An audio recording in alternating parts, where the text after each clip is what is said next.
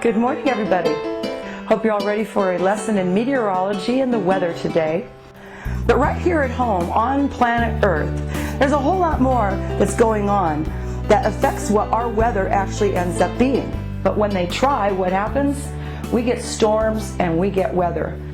We also have a really cool science story today that I'd like to get started on because we have our usual adventures with Mike and Maxie. Why does it always have to rain on the days we've planned to go swimming, said Mike. Why don't we go see if we can find another secret room at Science Castle instead? 10 minutes later, they were ready for their next adventure. Mike and Maxie had brought a rope, a flashlight, a magnifying glass, and a brown bag lunch.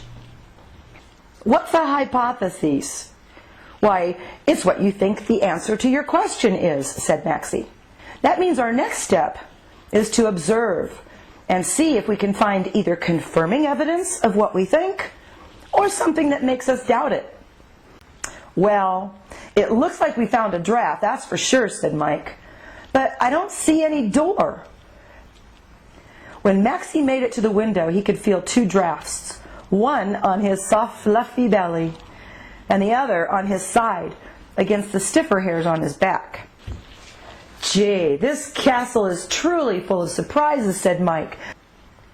It looks like when the water reaches that lever, it will tilt up and throw the switch. Welcome to our secret weather lab, said the old man. We hope you've been paying attention to your weather lessons at school, because if you're here in this secret weather lab, we haven't a moment to lose. That is, until the day Dr. D stole one of our biggest and best inventions, a flying weather-making machine. Once you lock the conditions in on the wheels, the computer will give you instructions on how to use three very important buttons on the control panel. It was the evil Dr. D chortling and cackling at them from the very weather machine that Maxie's great-great-great-grandfather was just talking about. Oh no, Dr. D has always perfect timing, started Mike. But what do we do? And what are we going to do? Well, that's a pretty exciting weather story, isn't it? So today we're going to answer some questions about that with some experiments like we always do. And when you signed up for your class, you should have gotten your weather kit in the mail. Here's your weather kit, what we were looking at. Ah, look, there's a weather wheel. Kind of like the one Mike and Maxie were talking about in their story. So let's get into the experiments today. Our first experiment is about who makes the weather. Just put a little bit of the coin underneath on one side, and then carefully the same thing on the other. Let's do experiment number 2 now. Where did the water go? This one is called. And this is something that you can probably observe just about any time, anywhere. This is about evaporation. Let's move to our third experiment. This is the kind of fun one because you're going to create a little mini weather system with this one. Drop it inside.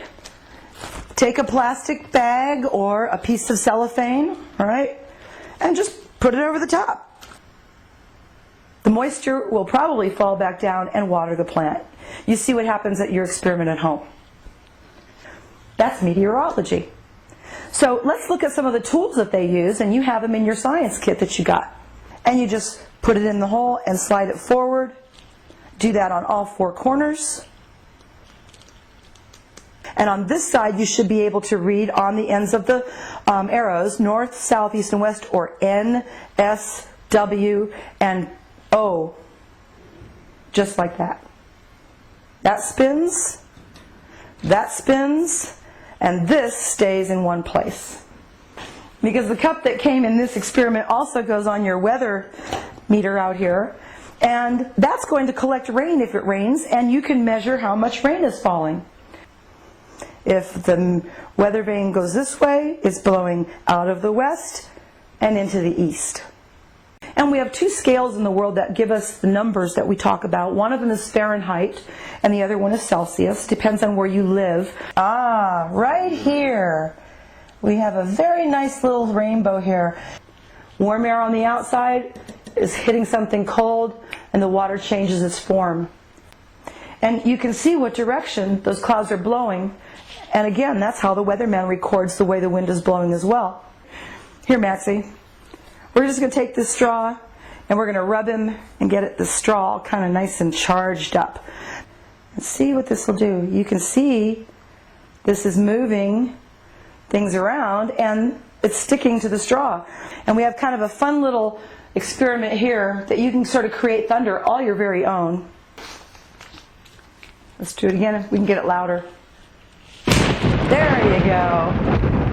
That's pretty cool.